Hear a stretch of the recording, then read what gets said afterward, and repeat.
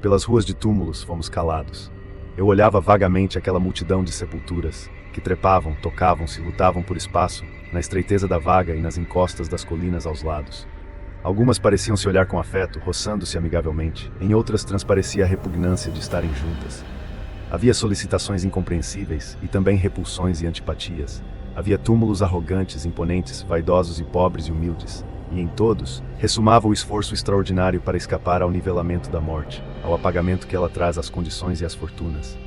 Amontoavam-se esculturas de mármore, vasos, cruzes e inscrições. Iam além, erguiam pirâmides de pedra tosca, faziam caramanchés extravagantes. Imaginavam complicações de matos e plantas, coisas brancas e delirantes de um mau gosto que irritava. As inscrições exuberavam, longas, cheias de nomes, sobrenomes e datas. Não nos traziam à lembrança nem um nome ilustre sequer. Em vão procurei ler nelas celebridades, notabilidades mortas. Não as encontrei. E de tal modo a nossa sociedade nos marca um tão profundo ponto, que até ali, naquele campo de mortos, mudo laboratório de decomposição, tive uma imagem dela, feita inconscientemente de um propósito, firmemente desenhada por aquele acesso de túmulos pobres e ricos, grotescos e nobres, de mármore e pedra, cobrindo vulgaridades iguais umas às outras, por força estranha às suas vontades, a lutar. Fomos indo.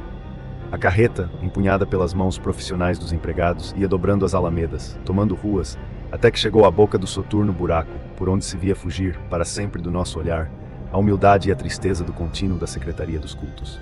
Antes que lá chegássemos, porém, detive-me um pouco num túmulo de límpidos mármores, ajeitados em capela gótica, com anjos e cruzes que arrematavam pretensiosamente. Nos cantos da lápide, vasos com flores de biscuit e debaixo de um vidro, a nível altura da base da capelinha, em meio corpo, o retrato da morta que o túmulo engolira. Como se estivesse na rua do ouvidor, não pude suster um pensamento mau e quase exclamei: "Bela mulher!" Estive a ver a fotografia e logo em seguida me veio à mente que aqueles olhos, que aquela boca provocadora de beijos, que aqueles seios túmidos, tentadores de longos contatos carnais, estariam àquela hora reduzidos a uma pasta fedorenta, debaixo de uma porção de terra embebida de gordura. Que resultados teve a sua beleza na terra? Que coisas eternas criaram os homens que ela inspirou?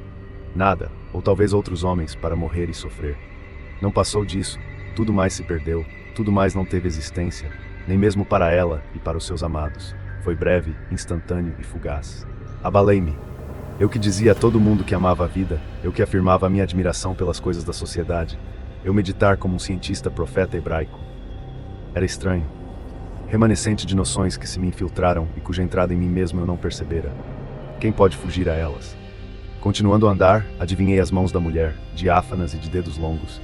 Compus o seu busto ereto e cheio, a cintura, os quadris, o pescoço esguio modelado, as espáduas brancas, o rosto sereno e iluminado por um par de olhos indefinidos de tristeza e desejos.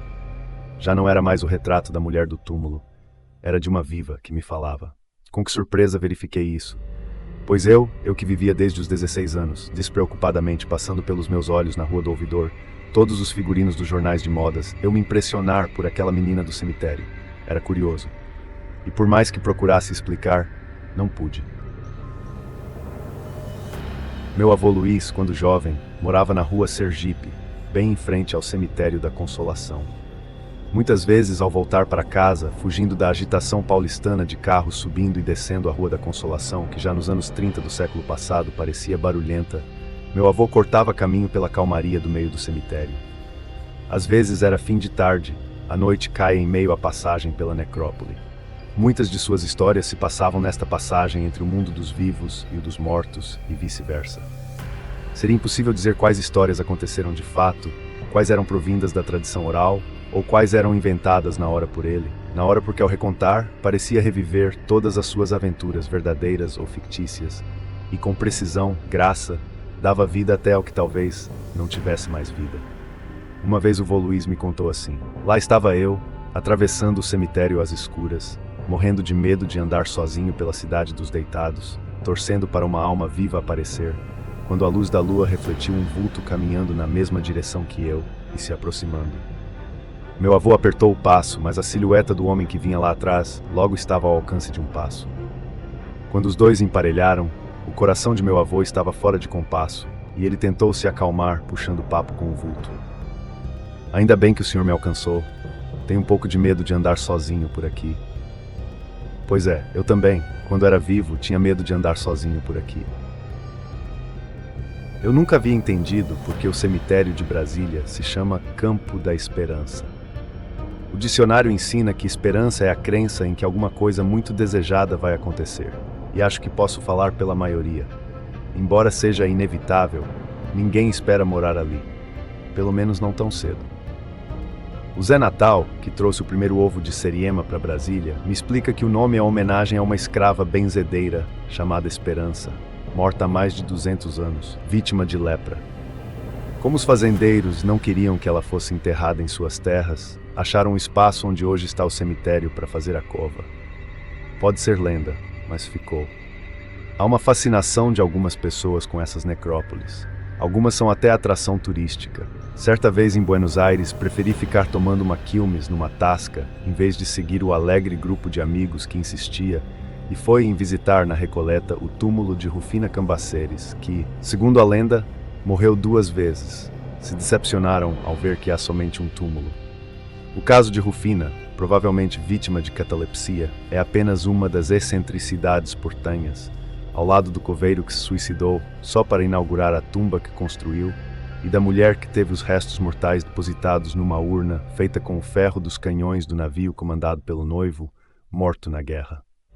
Mas a maior atração é o túmulo de Salvador del Carril e Tibúrcia, com as respectivas estátuas de costas uma para outra, para lembrar que, embora casados, ficaram 30 anos sem se falar. Estranho é que haja só uma tumba assim no mundo. Em Paris, tentaram me levar ao Père Lachaise. Balzac, Proust, Jim Morrison, Piaf, Chopin, Molière e Oscar Wilde foram enterrados ali, onde há uma grande quantidade de estátuas, bustos e construções. Não fui. Só me interesso pelas obras deles, não pelos ossos. Aliás, vou ao cemitério muito contrariado. Tenho amigos que adoram velório, contam piadas, lembram histórias do finado, vão ao barzinho, comem um salgado, voltam a conversar, riem mais um pouco, chegam perto do caixão, ficam encarando o corpo, falam das flores. Recentemente, no enterro de um camarada, meu amigo estava evidentemente consternado. O morto era jovem, sofreu um infarto fulminante e o choque era generalizado. Quando é assim, algumas pessoas exageram, têm reações estranhas que vão além do choro, da tristeza e da aflição. Quieto no canto, meu amigo observava. Como eu, ele também não gosta de ficar encarando o corpo maquiado dentro do caixão. Mas via pessoas passando as mãos no rosto do defunto, deitando a cabeça sobre o corpo, apertando as mãos frias. Achava tudo estranho, mas continuava na sua comiseração. De repente, o mesmo grupo veio em sua direção. E ele sentiu as mesmas mãos que acariciavam o falecido, no rosto, cabelos, mãos, no corpo todo. Sentiu uma comichão, até que conseguiu se desvencilhar e correr para o chuveiro de casa. Jurou que nunca mais vai ao cemitério e já encomendou a cremação. Há muito tempo já esquecido, uma lenda percorre através de contos e perturbações. Em uma noite sombria de Halloween, em uma pequena vila cercada por densas florestas e altas colinas, um cemitério escuro e frio sem história guardava segredos contidos nos túmulos, sem nome e sem lembranças. Nessa noite, uma vez por ano, a bruxa Agatha, que foi selada há muito tempo, sai de sua jaula e percorre sem rumo até os limites do cemitério sem nome. Agatha, uma bruxa velha e maligna, usa o poder roubado das almas dos assassinados que ali jaz descansavam para nutrir sua beleza e imortalidade. Porém, mesmo libertada e limitada a vagar 1 vez por ano, a bruxa ainda não pode sair de sua verdadeira prisão ao lado daqueles que já se foram.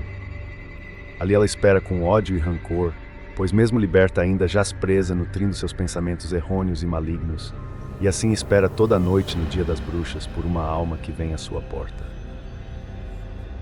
Nas lendas que percorrem este imundo lugar, corajogos guerreiros nunca voltaram após se aventurarem nesse local esquecido por Deus e abandonado pela igreja.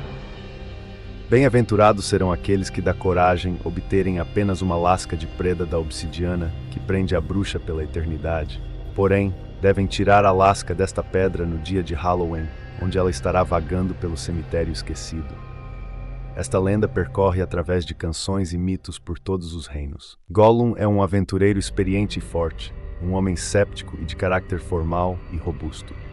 Após o canto do bardo em uma taverna local, o aventureiro coletou informações sobre o famoso cemitério sem nome, pois acreditava que possa esconder riquezas valiosas. Assim, então, ele procurou os contos de cada pessoa até achar a localização do cemitério. Faltava apenas um dia para enfim chegar o Halloween no badalar da meia-noite.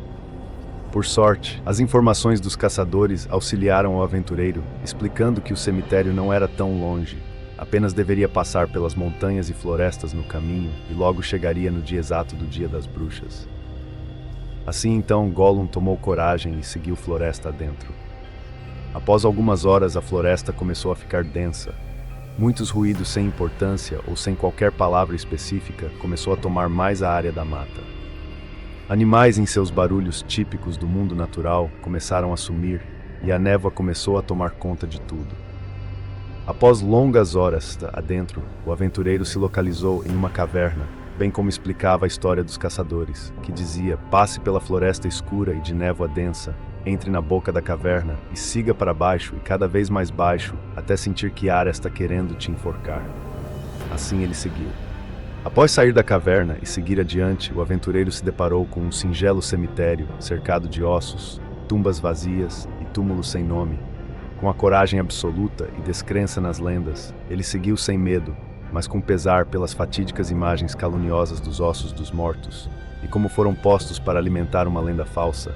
Então ele ajoelhou e rezou por aqueles que já se foram. Pouco mais à frente, se deparou com mais ossadas humanas. Porém agora o ar começou a pesar, o tempo parecia distorcido, mas as escadas e as palavras estavam bem claras. Gollum se viu em um aviso. Após avistar escadas estranhas e ossadas, o aviso entalhado à mão não era falso. Assim proferia o dito em seu teor escrito no arco do pano vermelho: Deus abandonou este lugar, abandonais também a esperança, ó vós que entrais. Assim o aventureiro descrente, sem medo, foi em busca de seu tesouro. Após subir as escadas, o aventureiro observou uma linda mulher, pálida e parada, sem ações ou palavras. Assim foi a seu encontro. Gollum a cumprimentou, mas sem sucesso em obter resposta. Apenas parada e seus olhos sem vida, a mulher continuou ali. Gollum então diz: Senhorita, você está ferida? Posso lhe ajudar? Hagata então se move e dirige a palavra ao homem. Abandonou a esperança? Gollum, sem entender, refuta com diversas perguntas que ficaram sem resposta, até comentar da obsidiana e seu paradeiro, para que ele possa pegar como troféu Hagata. Então, com um sorriso leve e baixo, diz: Tu queres aquilo que me prendeu aqui por toda a eternidade, como um prêmio para homens gananciosos e sem valor? Aventureiro que abandonou a esperança ao entrar, eu lhe pergunto: uma prisão para alguém que fez da vida uma aventura é uma tortura? Gollum começou a suar frio e seus pelos arrepiaram com as palavras da mulher pálida. Logo respondeu: Mulher louca, se não quer me ajudar, saia do caminho. Hagata então profere a maldição contra o homem e disse-lhe: Se tua conquista é a ganância e a aventura, tua prisão será perpétua e imunda como a minha, que até agora dura. Servirás aqui e preso a mim até os tempos em tempos. Este será teu castigo. Hagata então lança a maldição no aventureiro ganancioso sem perdão ou omissão. Pari relatou o aventureiro assustado e disse: Eu não pedi nada disso, apenas saia do caminho, bruxa. Acuado e arrependido, não podia voltar atrás. A maldição lançada sobre o homem nesta hora e neste dia de Halloween. A prisão que decretou sua existência maldita e sua história interrompida. Naquele momento, somente se formaram em distorcidas formas que apreciasse a vontade daquele lugar, daquele cemitério sem nome. E naquele fatídico Dia das Bruxas, sua aparência livre e gananciosa se tornou horrenda e fria. Sua cabeça ardia em chamas das almas dos condenados, como representação da loucura e mesquinhez quando conquistava alguma coisa. Um sorriso entalhado em sua face, forçado e mentiroso, zombava dos mortos. Ele ajoelhou-se para aquela a qual servirá por toda a eternidade naquele lugar e naquele único dia a cada ano. Feliz e bem-aventurado estava o guardião do cemitério sem nome. Sua existência perdida para sempre e presa às vontades de uma bruxa, que por sua prisão não pode sair deste lugar. Um espírito livre, agora um escravo maligno, sorridente e esquecido para sempre.